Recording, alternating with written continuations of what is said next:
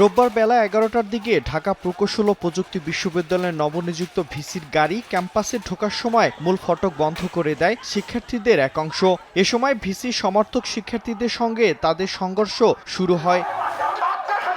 দুই পক্ষের ইটপাটকেল নিক্ষেপ, ধাওয়া পাল্টা ধাওয়ায় পুরো ক্যাম্পাস রণক্ষেত্রে পরিণত হয়। পরিস্থিতি নিয়ন্ত্রণে আনতে টিয়ার গ্যাস ছোড়ে আইনশৃঙ্খলা বাহিনী। এর আগে পূর্ব ঘোষিত কর্মসূচির অংশ হিসেবে সকাল থেকেই নতুন উপাচার্য অধ্যাপক ডক্টর মোহাম্মদ ইকবালের যোগদানের প্রতিবাদে লাল কার্ড কর্মসূচি পালনে ক্যাম্পাসে অবস্থান নেন শিক্ষার্থীদের একটি অংশ। অন্যদিকে উপাচার্যের যোগদানকে সমর্থন জানিয়ে মূল ফটকের বাইরে জড়ো হন আরেক পক্ষের শিক্ষার্থীরা।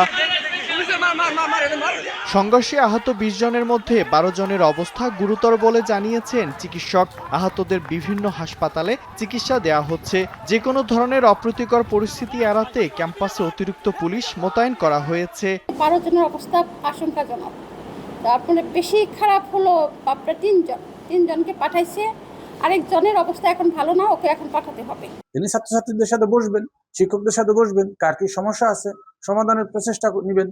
তারপরে তো বোঝা যাবে যে তিনি কোন সমস্যার সমাধান করতে পারলেন কি পারলেন না। সকালবেলা কিছু সমস্যা হয়েছিল, দুই পক্ষের মধ্যে আমরা সেটা ব্যবস্থা নিয়েছি। সম্প্রতি শিক্ষা মন্ত্রণালয়ের প্রজ্ঞাপনের মাধ্যমে ডক্টর মোহাম্মদ ইকবালকে ডুয়েটের নতুন উপাচার্য হিসেবে নিয়োগ দেয়া হয়। এরপর থেকেই নতুন ভিসিকে প্রত্যাখ্যান করে ধারাবাহিক কর্মসূচি পালন করে আসছে এক অংশের শিক্ষার্থীরা। সময় সংবাদ, গাজীপুর।